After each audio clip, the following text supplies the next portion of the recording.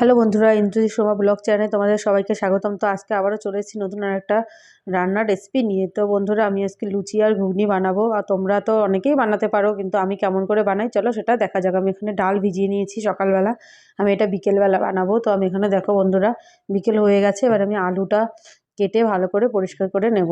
পরিষ্কার করে জল দিয়ে ধুয়ে নিয়েছি দেখো আলুগুলো। এবার আমি মশলার জন্য একটা টমেটো আর 4-5টা কাঁচা লঙ্কা, সামান্য আদা কেটে রেখে দিয়েছি। এবার আমি বেটে নেবো। আগে আমি ময়দাটা ময়াম দিয়ে নেব। ময়দাটা ময়াম দিয়ে নিচ্ছি। তার জন্য আমার সামান্য চিনি, সামান্য লবণ আর কিছুটা কালো জিরে আর সাদা তেল দিয়ে ভালো করে মেখে নেব ময়দাটা, অল্প অল্প জল দিয়ে। তো দেখো বন্ধুরা, ময়দাটা ভালো করে মেখে নেওয়া হয়ে গেছে। ওপর দিয়ে আমি একটু সাদা তেল দিয়ে আবার একটু ভালো করে মেখে নেব।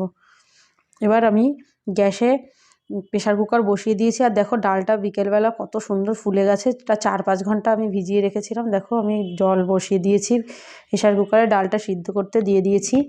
এর মধ্যে সামান্য লবণ আর কিছুটা খাবার সোডা দিয়ে দিয়েছিলাম। আর আমি এখানে আলুটা ভেজে নিইনি, কাঁচাই আলু দিয়েছি, তোমরা চাইলে ভেজে নিতে পারো। এবার আমি মশলাটা করে নিচ্ছি। এখানে জিরে, ধনে আর গরম মশলা একসাথে বেটে নিয়েছি, কাঁচা লঙ্কা আর আদাটাও বেটে নিচ্ছি একসাথে। আর বন্ধুরা, এটা আমি সম্পূর্ণ নিরামিষ করেছি, তোমরা চাইলে পেঁয়াজ রসুন দিয়েও করতে পারো।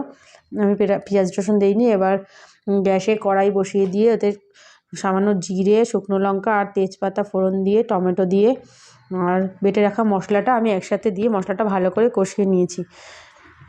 আর তোমরা বন্ধুরা, আমি প্রেশার কুকারে এর আগে আমি পপি কিচেনের পপিদির কাছ থেকে শুনেছিলাম যে ডাল যদি না সিদ্ধ হয় তাহলে হালকা সামান্য খাবার সোডা তোমরা দিয়ে দিতে পারো, তো তাহলে তাড়াতাড়ি সিদ্ধ হয়ে যায়। তো আমি এখানে ডালটা না ভালো সিদ্ধ হয় না, তাই আমি খাবার সোডা দিয়ে দিয়েছিলাম।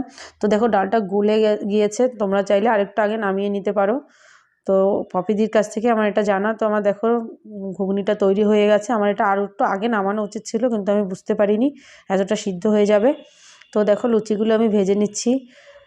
তো তোমরা রেসিপিটা যদি তোমাদের ভালো লেগে থাকে তাহলে একটা লাইক করো, কমেন্ট করো, শেয়ার করো আর সাবস্ক্রাইব করতে একদম ভুলো না বন্ধুরা। আর তোমাদের কার কার আমার মতো এরকম লুচি বেলা হয়, দেখো আমার লুচিটা কেমন হয়েছে বেলা, পুরো গোল হয় না সব সময়, এটা বেশ গোল হয়েছে। তো আমার তৈরি হয়ে গেছে খুব সহজেই লুচি আর ঘুগনি।